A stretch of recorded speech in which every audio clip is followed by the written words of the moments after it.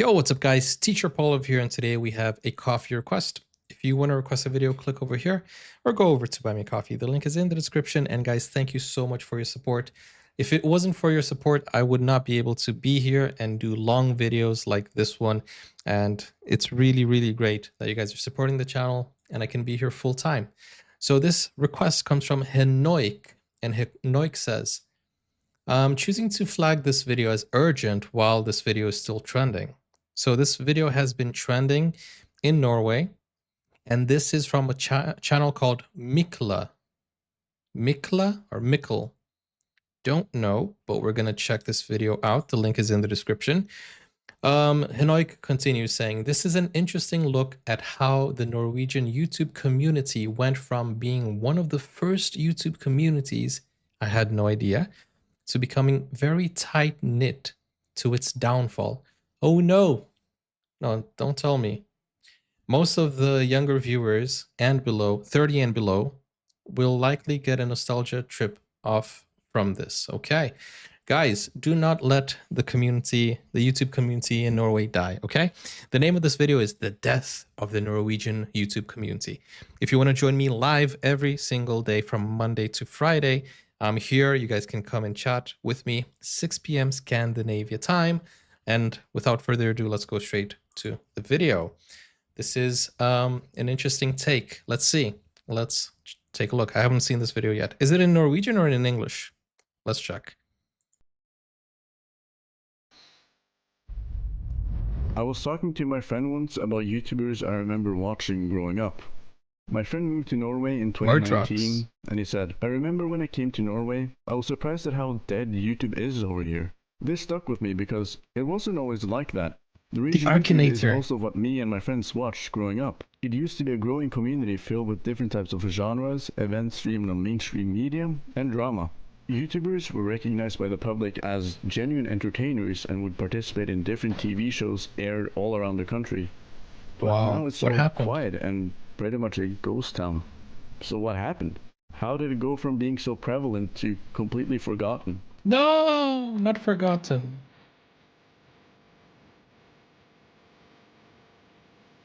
How YouTube killed an entire community. So this is YouTube's fault? I think it's the Mr. Beastification of things, but I'm not gonna get ahead of myself. I'm just glad I found this community. W community in the chat, guys. You guys are awesome.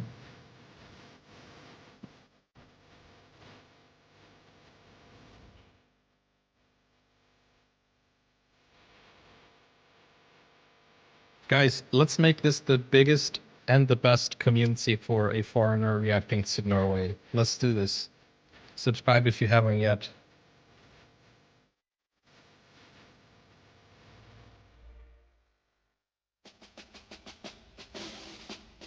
Nice. Marching band. A calm start. Now, I want you to think about the first video you ever watched on YouTube. Ooh. Obviously, this will vary a lot depending on your age, but maybe it was a music video or a playthrough. But for me though, it's a little bit different. Og den videoen her kommer til å handle om Is that Elvis? No, wait. I thought that was bored for a second. Jeg skal da utføre det ultimate selvmord. What?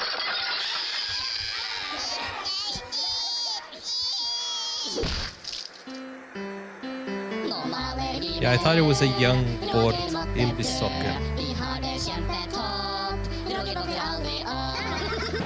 Trappetrinn på trappetrinn, han brekker stadig ben. Og vips, der knuses ansiktet, nå ikke det særlig pen. Molde spiller, drapsmann og voldtektsforbryter Steinar Brun brøyte veien mellom Tromsø spillere. Jeg er stygg og fet, ser ut som en potet. Look like a potato. Prima, verre enn Hiroshima. Er du lei av ikke være kul nok? Sliter du med depresjoner? Eller er rett og slett lei av alt og alle? Prøv! Selvmord! What? In the beginning, Norwegian No, YouTube that's so mostly dark. consisted of one-hit wonder shitposts, because this was before being a YouTuber was a thing. Norwegian YouTube mostly consisted of animations, music videos, and Norwegian dub of popular mainstream media. Den skal du få lov til å hente, altså, fordi faren din er en kukk. What? Jeg skjønner ikke hva du mener. Hva er en kukk? Oh, okay, Hva er en okay. kukk? It's not the Og så skal jeg official forklare one. det, da. Noen er joke. korte, noen er lange. Snakker du om pinner? People just uploaded what they thought was funny for the sake of sharing their videos to a small audience, not to become famous and make a living off of it like it is today. The first Norwegian YouTube channel to get consistent viewers was Lasse Gjertsen. Lasse is the creator behind many Lasse. classics like N97, No. Rødmaling. Wait, is he the one? No way. No way. No way. Lasse Gjertsen. Lasse is the creator behind many No way. Is he the one who did the beatbox? He didn't play any instruments, but he knew how to edit, and he made it kind of like a beatbox thing. Because I can see his hair right here, and I recognize him immediately. Dang, that was one of the first videos I saw. Dang, and he was Norwegian. Oh my goodness, that was one of the videos that I saw, and I was like, you know, I love YouTube. No way.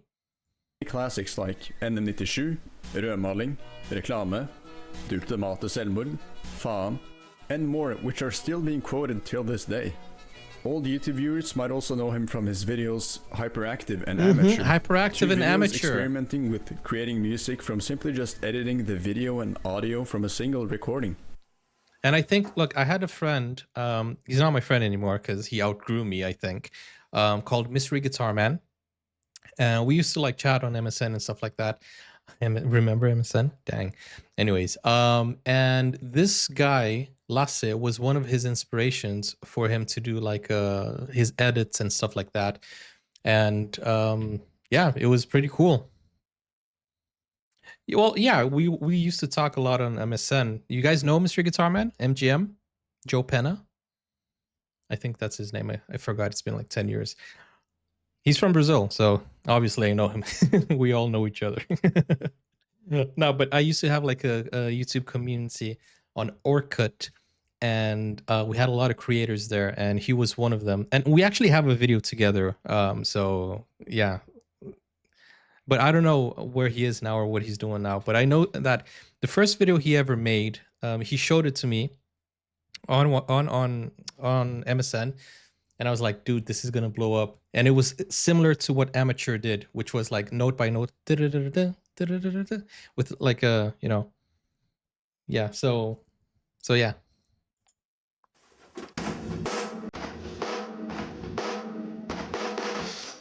It's not like we were friends. We were online friends, right? Dude, this is so nostalgic. I had no idea he was a Norwegian.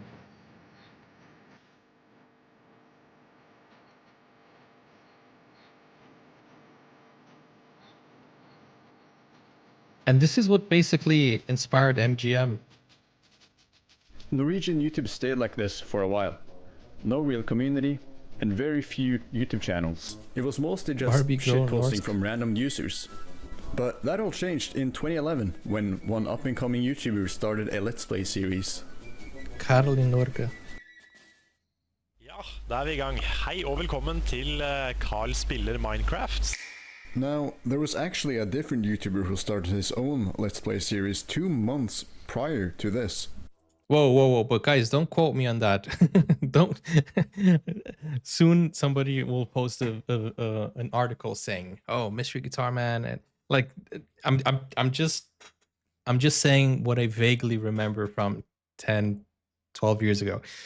Don't quote me on that. This is not an official statement. I'm not outing anyone here. Although these YouTube Let's Play series probably looks very insignificant, they're actually what I would consider to be the start of the Norwegian YouTube community.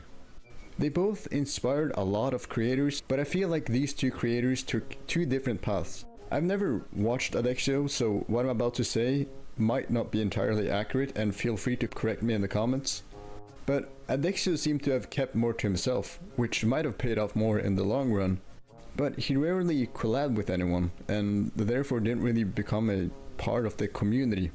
And therefore I won't really focus too much on him in this video. Now that both YouTube and Minecraft was growing in Norway, more and more channels started appearing. Soon, Kali Norge began collabing with other channels, and he was also a part of Level Up, a Let's Play gaming news I need to collab with some Norwegian YouTubers. And later, Kali Norge collabed with Stormlars and Tomen Etspill to make like a Christmas calendar series thing, with cameos from Minonor, Newbork, Prebz and Dennis, or Vareide from Prebz and Dennis. And just a year prior to this, Prebz and Dennis uploaded their first video and soon became the biggest Norwegian-speaking channel.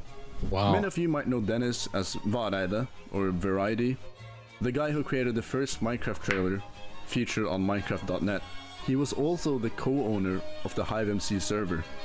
In this period of Norwegian YouTube, we saw a lot of collaborations and the iconic Norway versus Sweden survival games, and the community just continued to grow. More and more, specifically Minecraft and gaming channels entered the scene, like Hugin, Newbork, Kind Plays, Truls, Multigide, Kind Plays, Truls. I think I've heard of them before. Oh, look, in 2014, Norwegian YouTubers joined the first MCN in Norway, Nordic. MCN, This is where the community part of Norwegian YouTube absolutely exploded. Nordic Screens created Zoom, an SMP for Norwegian YouTubers, which would introduce big creators to new and up-and-coming YouTubers. And there was collabs after collabs. YouTubers began to vlog events like The Gathering, which is a massive LAN party in the city of Hamar, Spillexpo, and then Nordic Screens started Gullsnutten, a YouTube award show. This made the Norwegian YouTube community mainstream, and Gullsnutten reached 130,000 live viewers on its second show. Which doesn't sound like a lot, but keep in mind, it's Norway. We've got a population half the size of fucking London. And in 2016, Gullsnutten was broadcasted on the NRK, the government-owned state media channel in Norway, with 2 comedians as hosts. It was incredibly successful and gave Norwegian YouTubers a lot more legitimacy. Now people saw them as the real entertainers, not just some adults recording videos for some niche audience. They even started a YouTube school in 2016, and channels were growing left, right, and center. We started to see a lot more variety and content also becoming popular. Norwegian YouTube did actually consist of more than just PG family-friendly Minecraft videos at some point in time. So many different channels grew, people collabed all over the place, and this was really when you felt like there was a sense of community, not just individual creators making their own thing. It was also the beginning of the Norwegian commentary community, which was something unique. You have channels like Smiley's Gaming, who did not make gaming videos. Same goes for Herman Plays, who was pretty much Norway's Rice Gum. And last but not least, Play Like Cake and Sleo, who were inspired by Leafy. Holy shit, it's Leafy! Play Like Cake was more like an innocent Leafy who was not very good at formulating himself. Det så profesjonelt med den der lyden han har, og altså lyden som går opp og ned, det utrolig profesjonelt. Og også den der man kan se altså FPS-en hans, det jo også ganske profesjonelt, der man kan se helt øverst.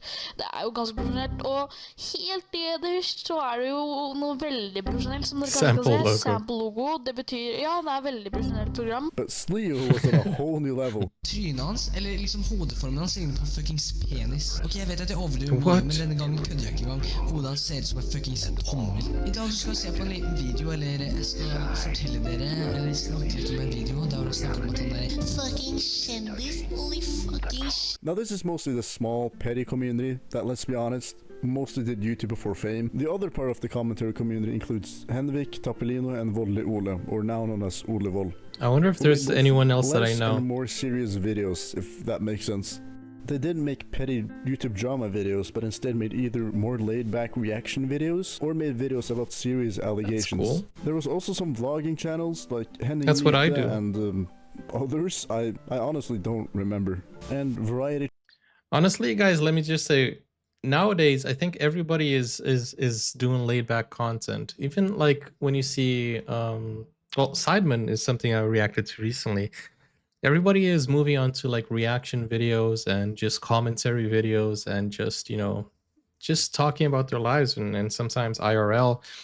But even like even Mr. Beast he has like one video a month, right? But he's focusing more on these other types of videos. He also has kind of like a reaction channel. So I feel like like PewDiePie, for example, he's just living his life now. I think the OG YouTubers are just like living life right now and taking their audience with them. Let me know if you guys want me to react to any of these videos, you know, YouTube videos or YouTuber videos. Channels like Hermandal and Murdrocks. What's up guys, it's Goose here. The latter one will become very important later in this video. YouTubers had beef, made diss tracks, songs, and the dream of working YouTube full-time was now a reality. Diss tracks. YouTube grew in popularity and the MCNs wanted to use YouTube's growth to promote Norwegian creators. They were now being featured in commercials and TV shows, and Norwegian YouTubers slowly pivoted to just becoming public figures in general. The MCNs, a much wider audience. They just We also saw the growth of Norway's second biggest MCN, Splay. Nordic Screens soon became the gaming MCN, kind of like Machinima, I guess. Yeah, okay. While Splay hosted a wider variety of creators. And there was really a strong sense of community. There was a YouTube for all kinds of audiences now. I remember everybody wanted to makeup get into stuff, Machinima. Comedy, skits, true crime, tech, commentary. Soon everyone wanted to become a YouTuber. And everyone at least knew someone who made YouTube videos on their free time. Whoa! Whoa! Don't dräp mig!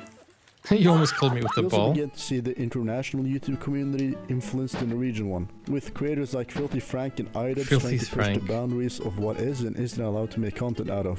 2016 saw the influence of Filthy Frank being reflected in Murdrocks. Although Murdrocks isn't a Filthy Frank copy, nor did they even make similar content, you can see that he was at least partially inspired by Frank and would also make more skits that push the boundaries. Hey, can I get a Frappuccino? It's Niger with 2 G's. Okay. Thank you. Filthy Frank is putting out music now. He's got and great I personally music. feel like the growth of Murdrocks kind of signalized that you can grow big on Norwegian YouTube based off of your personality alone. Prior to this, most channels were very limited in the genre of videos they created and rarely experimented with new genres except for like an occasional vlog of a gaming or youth related event. In my opinion, this was the start of the golden era of Norwegian YouTube. People started to create content they were more proud of. YouTube wasn't this throwaway website where you just post a barely edited video and continue with your day. It could become your job. Brands felt safe sponsoring YouTubers, and the big dream of becoming a full-time YouTuber was so close. But then it all changed. What happened?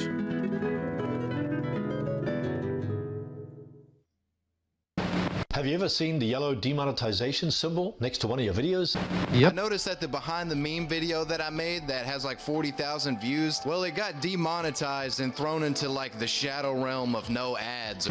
Because when I woke up this morning, YouTube had demonetized the video. Hey. But hey, it's the adpocalypse. Yeah. But that isn't the demonetization logo. That is the limited logo, which I don't know which is worse. Because the limited logo means that your channel, your video is restricted, age restricted. You don't want to see either yellow or red. In 2007, YouTube implemented their YouTube Partner program, allowing creators to earn money off of YouTube. However, this wasn't the case globally. It took YouTube 6 years to give Norwegian YouTubers the same opportunity. 6 years. The dream of living full-time off of YouTube was now a reality. Or was it? Now, it's recommended to get between 1 and 5 million views a month to do YouTube full-time with a comfortable income. No. The issue with that is that Norway has a population of 5 million. This means that there is a very limited amount of potential viewers, so to put... And this is a lie. Honestly, 35k for 1 million views, that's like a lot. 60,000. Dude, come on. Come on. is that Norway has a population of 5 million. This means that there is a very limited amount of potential viewers. So to put things in perspective, getting 100,000 subscribers in Norway is as rare as getting 10 million subscribers internationally. Getting 10,000 subscribers in Norway is like having 500,000 to 1 million subscribers internationally. Hey, we're gonna get 100K. Who had around 60 to 80,000 subscribers at the time, and therefore was considered a fairly big YouTuber, once said, "I can technically live off of my YouTube earnings if I want to, but it would be nice to eat something else than just bread." Oh, wow. But now, because of YouTube demonetization being a thing, making the big switch to become a full-time YouTuber required easy but noticeable changes. The demonetization detection bot, or whatever it's called, had its flaws. First of all, swearing of any kind meant instant demonetization. Yep. Secondly, it could not understand Norwegian. Norwegian YouTubers had to be extremely careful with their language. Words like fucktisk could easily be interpreted as fucktisk. And sometimes it just flat out didn't make any sense at all. Man får jo faen meg ikke lov til å banne lenger. Den forrige MSP-videoen min som jeg jobbet over 20 timer med ble demonetized. Altså, jeg tjener ikke penger på den. Så det er jo gøy.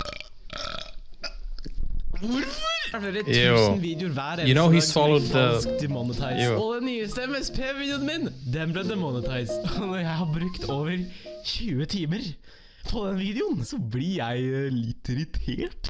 En annen ting som jeg synes er veldig rart, jeg har jo mye fælere videoer som jeg faktisk tjener penger på. Del 3 av Movie Star Planet-videoen min, den tjener jeg penger på. Og den har ordet sex i thumbnail. En video som heter ballehårkake tjener jeg penger på. Mens en video hvor jeg bare spiller av sangen inni hodet ditt av Truls, bare at lyden er skrudd opp helt til 1000, den blir demonetized. Guys, I will tell you one thing.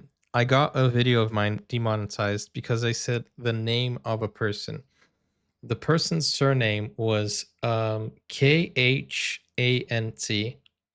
It's the surname of the person. But YouTube said it was a swear word and they demonetized my video.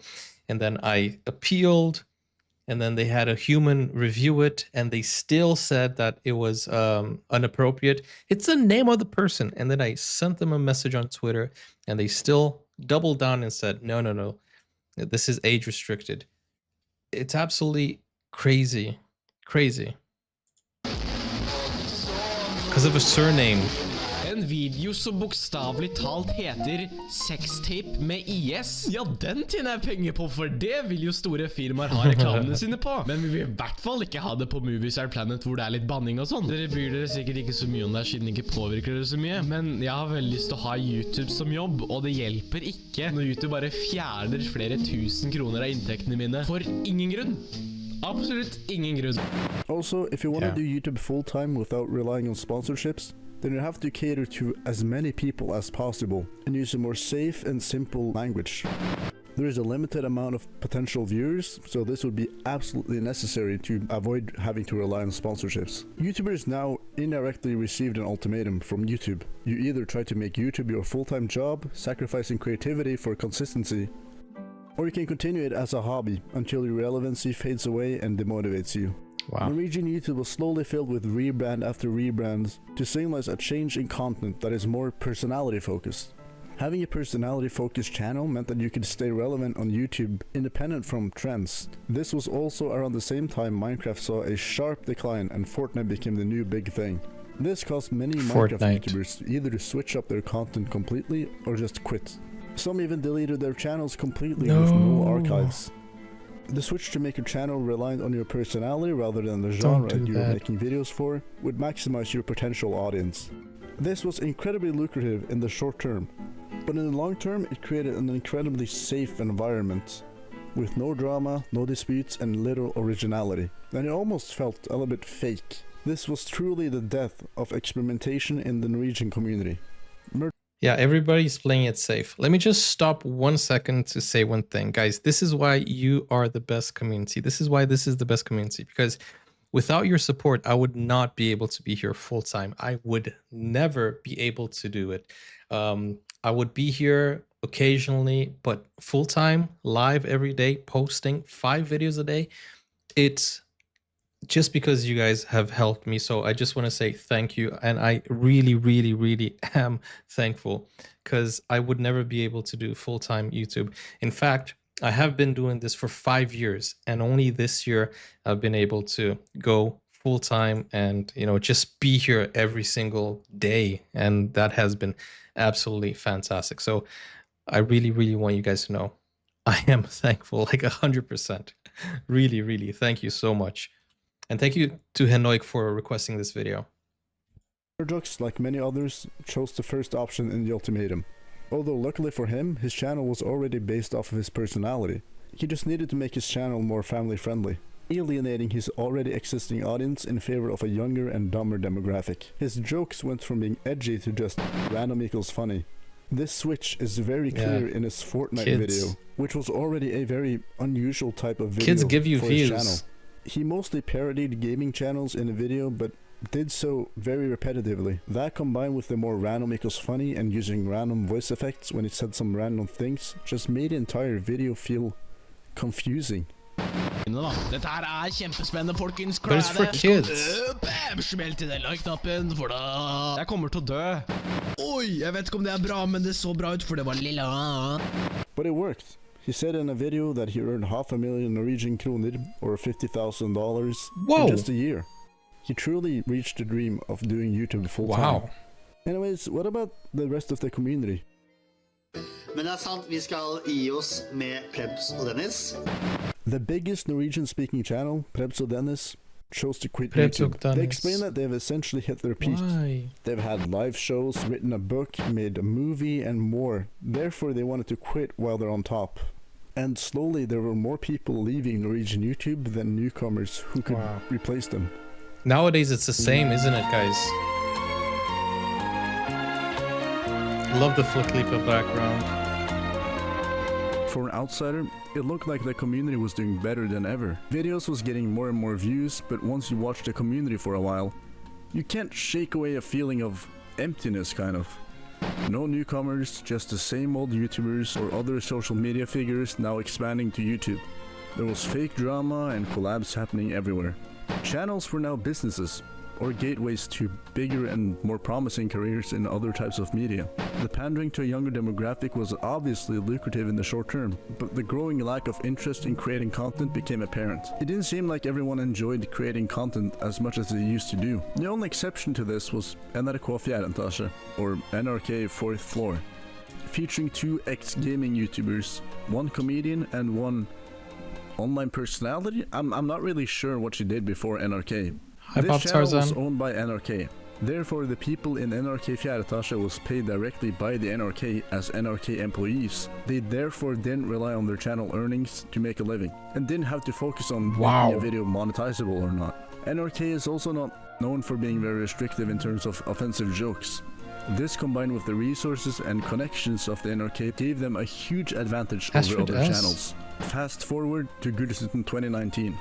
There was a rumor about this being the last Gullsuten ever, due to a contract expiring that the NRK didn't want to renew. Gullsuten wanted to experiment with something new, to create hype by putting a lot of YouTubers on a bus and arranging meetups in various cities for multiple days.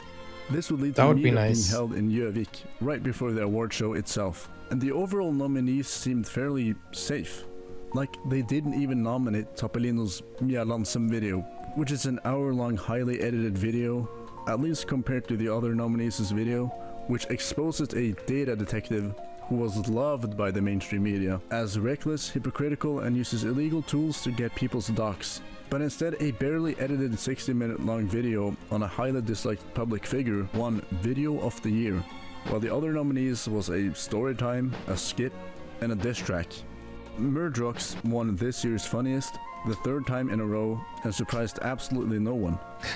After the event, Murdrocks' content drastically changed. He uploaded 2 videos that was actually funny. And this is not just my opinion. He got a lot of positive feedback on how this video was genuinely funny, and people hoped this was a sign that Murdrocks would return to his older content. The second video, however, he ended it with a cryptic message saying, almost "I'm done 500K and beyond done," before displaying text saying Mumi, September 15th, 6 p.m. Tusen takk for så på middag her. Jeg ferdig og over ferdig.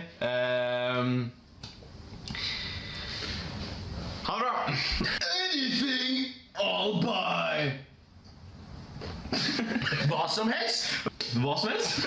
What the heck? Tenkte sånn, shit, nå er jeg jævlig ekkel. Jeg ødelegger videoen. Og du var sånn, hva som helst. Ew.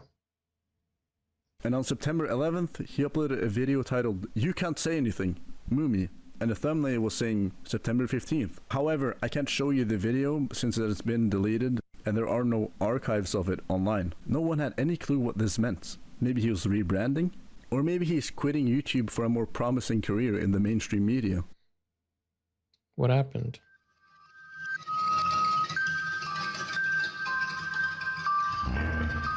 What the heck? A horror movie. A music video.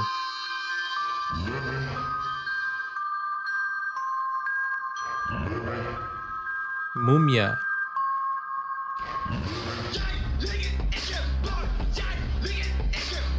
Previous kid-friendly channel now makes a diss track on kids? Jeg liker ikke barn, or I don't like kids, was published, as promised, on September 15th at 6 p.m. 500K. A diss track on kids.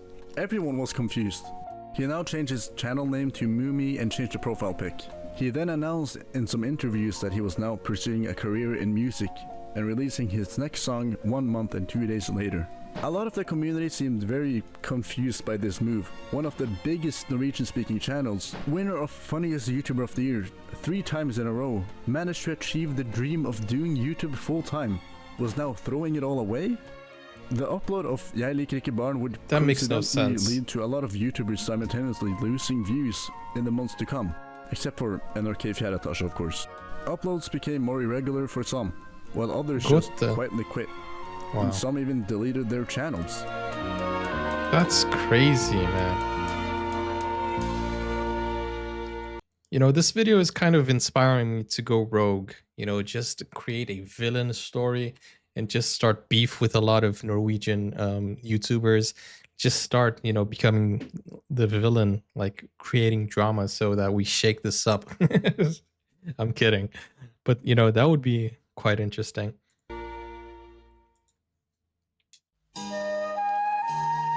The final nail in the coffin.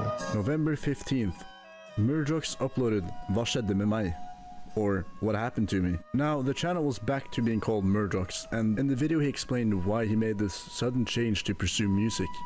You see, the idea of doing YouTube full-time completely consumed Murdrocks. YouTube stopped being this fun hobby and instead turned into this business that needed to grow and become efficient. The first mistake he made was hiring an editor. Editing was one of Murdrocks' favorite things about making videos, but he did what he had to do to upload more frequently.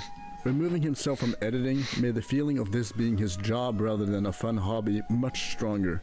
Slowly he started hating his job, and the thing that he used to love doing was now becoming this endless loop of creating that's what happens with a lot of YouTubers. And then getting a burnout over and over again. Ironically enough, the times he felt demotivated the most was actually after each time he won Funniest YouTuber of the Year on Gullsnutten. This combined with the amount of sponsorship deals he did, which included more than just a small ad in his video, made him more tired and demotivated. He made all these sacrifices just to be able to live a stable life as a full-time YouTuber, but in the end, he just hated it more and more. But the breaking point was Gullsnutten 2019. The tour they did, filled with all the screaming, nagging, and kids, made his demotivation all the worse. This time, however, it was going to be different. The thought of that's why he hates kids. Nightmare gave him a long-lost feeling of excitement and creativity. He was now finally in control. He therefore thought the best way he could rebrand was to completely alienize himself from the kid audience he worked so hard to appeal to, and therefore made I Don't Like Kids as a way to both show off his music as well as rebranding. And it went exactly as planned. He ends the video by announcing that he will return to YouTube and continue making music under the name Mumi. After that, he disappeared for some months, and then a funny beer virus thing happened, and after the government in Norway announced a national lockdown, Murdrocks then uploaded a new piss-packed video. But as he says himself, he's a bit rusty. He seems kinda lost in the video, and some of the editing is more random than usual. A month later, he made a vlog and a Beat Saber video. He still has a lot of views. Disappeared yet again. The COVID-19 epidemic gave a lot of online... See, that's crazy about these OG YouTubers. They always have so many views, even if they disappear for years upon years. you know, people still remember and people still come back to watch it. So it kind of feels like he has a solid community, and he shouldn't be worried about it. Just, you know, have fun and do what you have to do, right? My secret to not having burnout these 5 years posting every single day, guys, I have more than 8,000 posted videos. No, more than 10,000 posted videos. I should be burnt out. But and it's not only reaction videos. I have done a lot of different stuff too. And obviously I stuck to reaction videos. But I think the most important thing is when you find yourself needing a break, take that break, or just change your content. Just do whatever you want to do, right? And that's what I've done. Like, so far, I've been changing it up. Just, you know, looking for what I want and doing it without worrying about views, without worrying.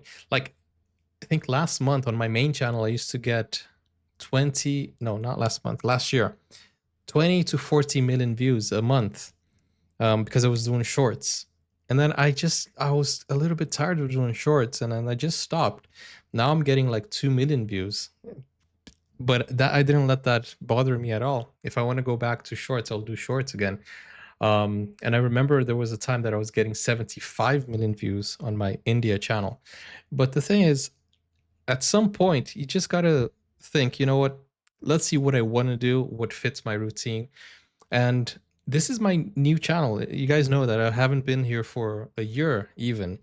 But I'm having so much fun here. And it doesn't matter if this channel only has like 12K subscribers.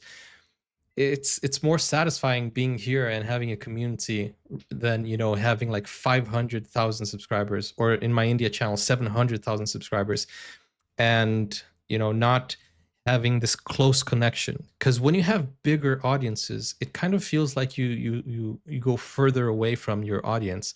And here we have like a small you know, community, and we can chat, and it's fun, and you know, just refreshing. So yeah, so you know, that's if I have to give someone some advice, don't take it too seriously, and just do what you want to do. Online creators around the world many opportunities to grow their careers now that their potential audience was bigger and had more free time. And don't look at the numbers. Don't look at the numbers. In Norway, gaming as a genre had pretty much disappeared in Norwegian YouTube before COVID. As if Norwegian YouTubers weren't limited enough, now they couldn't even collab in real life, make cool vlogs and go to events. This, combined with the rise of TikTok, was definitely the final nail in the coffin. Although the community had a bit of a rise in popularity making Among Us videos, it didn't last that long. And once again, more and more YouTubers quietly quit, rebranded, or even tried making videos in English. At some point, the most popular Norwegian videos was Funny Moments compilation of streamers. And to make things worse, on August 19th, 2022, Daniel from the channel Daniel Simon passed away after having Duchenne muscular dystrophy. Daniel Simon was a big channel in Norway, featuring two brothers, both with Duchenne muscular dystrophy. They made vlogs, songs, and gaming videos, and they were known for talking about bullying, especially against people with physical disabilities, and played a big role in Norwegian YouTube. Hallo alle sammen. I dag så vil jeg bare sette meg ned og prate litt med dere, for jeg føler jeg må få ut det her. Så tidligere i dag så døde Daniel fra Daniel Simen, og jeg vil egentlig bare snakke litt om historien min med Daniel Simen, for som de fleste av dere vet, så har jeg laget en god del videoer på de. For de som ikke vet det, så har Daniel Simen sin kanal, de har vært abonnert på meg siden jeg hadde 500 abonnenter, og de har til og med sendt meg meldinger og motivert meg til å fortsette. Så jeg møtte de på Gullsnutten 2017. Da fikk jeg møte de da, og det var jo før de ble så veldig store. Så jeg fikk sagt hei til de. Tørte ikke å ta noe bilde, selvfølgelig gjorde jeg ikke det. Jeg var så flau. Jeg hadde akkurat lagd en disse-video på de, og så møtte jeg de. De var bare hyggelige, begge to. Jeg har aldri møtt noen så hyggelige gutter som de to. Det er nå jeg egentlig skjønner hvor mye Daniel og Simen betydde for veldig mange folk. Jeg har fått masse meldinger i dag fra dere om at de var borte, og hvor trist det var, og at ja, YouTube ikke blir det samme igjen. Og jeg føler også det. Jeg føler mye av grunnen til at jeg ikke holder like mye på med YouTube som jeg gjorde før, flyttet mer over til TikTok. Det er jo fordi det er jo ingen igjen. Alle de jeg knyttet bånd med på YouTube via Skype og senere Discord, det er jo ingen som holder på lenger, så jeg føler meg litt alene. Og de nyhetene med Daniel i dag, det forsterker egentlig bare den følelsen. Man, we need to bring this community together. Come on. If you're a YouTuber and you're watching me, hit me up. And there you have it. A scattered community became a thriving force. Creators rising, friendships forming, dreams taking a flight. From Carl-spirited Minecraft igniting the spark to Gullsnutten elevating YouTube to its new heights, where creators stood as equals amongst entertainers. It was an era where passion, not profit, fueled the fire, but the dream of doing YouTube full-time came at a cost. As the dream grew closer, so did the price. Monetization promised freedom, promising a future where making videos could be more than just a hobby. Yet, with each step towards that dream, the walls closed in. Words had to be softened, creativity restrained, and the joy of creation dulled into obligation. And then there was Murdrocks. He made it, full-time, financially stable, living the dream, no other side jobs, no more distractions, just YouTube. And in the end, the dream he had spent years chasing turned into a nightmare. The spark faded, and with it, the community crumbled. Because in the end, the pursuit of freedom became a prison. And so, Norwegian YouTube didn't end with a bang, just the realization that its golden age had passed. No. We have not peaked yet. The golden age is still to come. And I'm gonna be part of it, I'm telling you. We're gonna do some stuff together, Norway.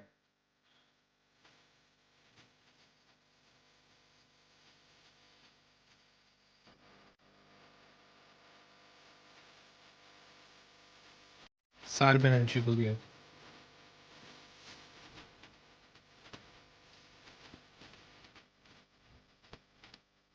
Hi, Hansi.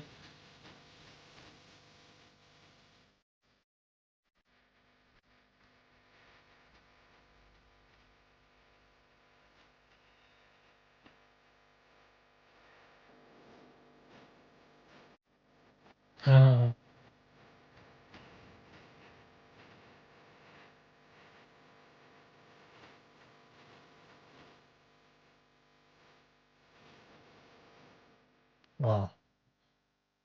32 deleted channels. And so many who quit.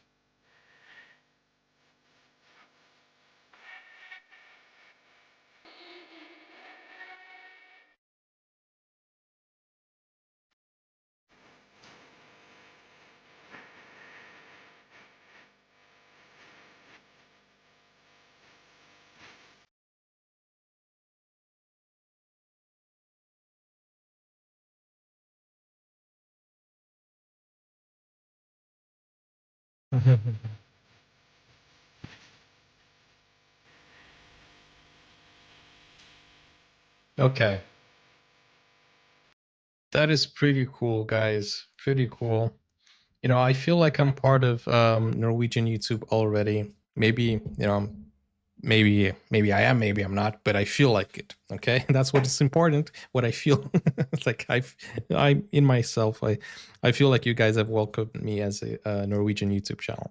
And the thing is, I know the feeling. I know how these guys feel because I have seen so many of my friends give up on YouTube. So many.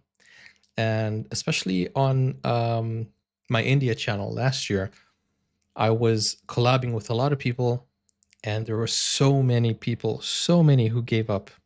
And it's sad. It's really a sad thing.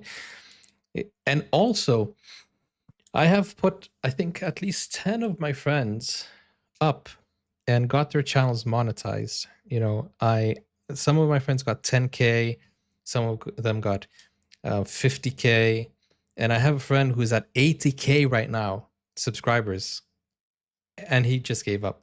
Well, he has a good reason, right? He just had a daughter. But still, even before he had a daughter, he was, you know, just struggling to get motivated and go on to the, you know, to the, just doing videos. And it's crazy because imagine one day, and these guys got that in less than 6 months, right? So imagine if you're like, you have nothing one day, you want to open a YouTube channel, and then you get it up to 80K, and then you're just like, I can't do it anymore. It's crazy. And the full reason is because it's not what it seems.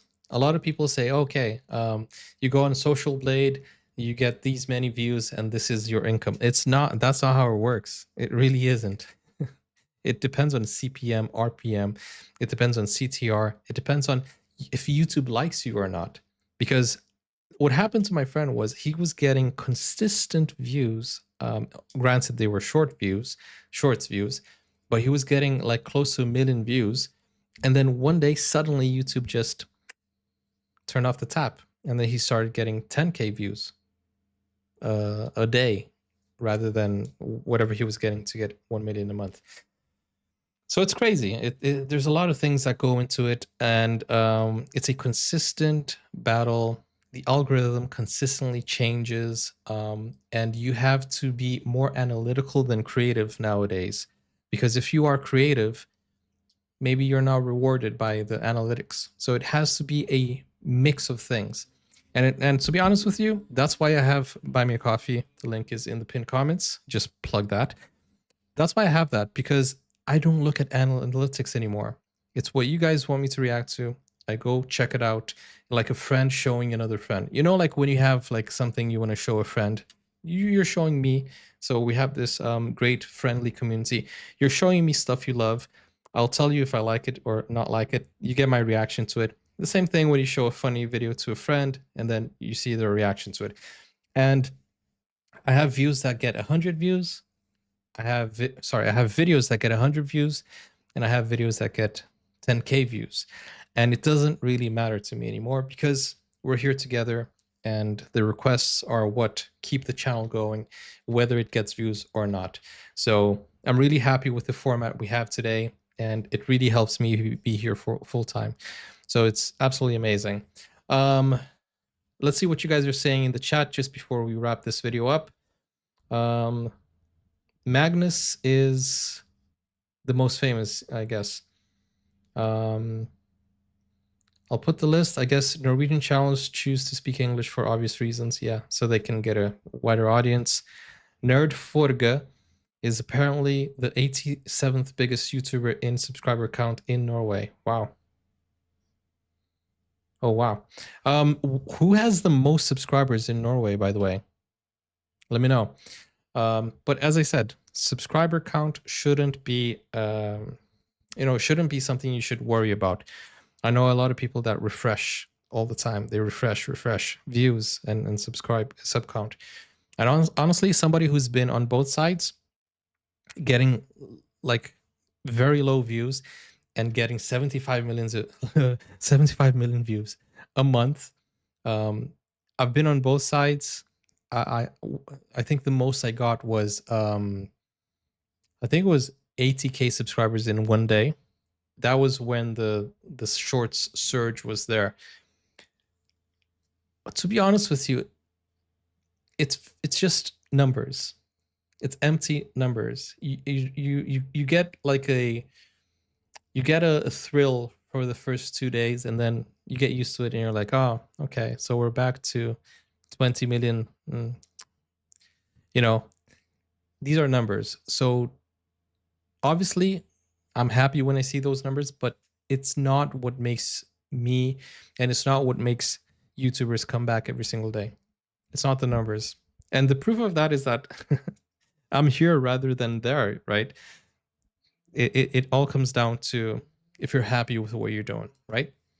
So if anybody's watching this and you guys have been feeling down and demotivated on posting, keep doing what you love, okay? And yeah, get your community to help you out. And I think that's the best. Don't take the community for granted. And that's it. Whether there are a lot of views or low views, a lot of subscribers or no subscribers at all, as long as you have people watching and talking to you and you know, giving you that motivation, spending time with you, giving you company. Like we have movie night here every Friday. That's awesome. We have, how many people are watching this right now?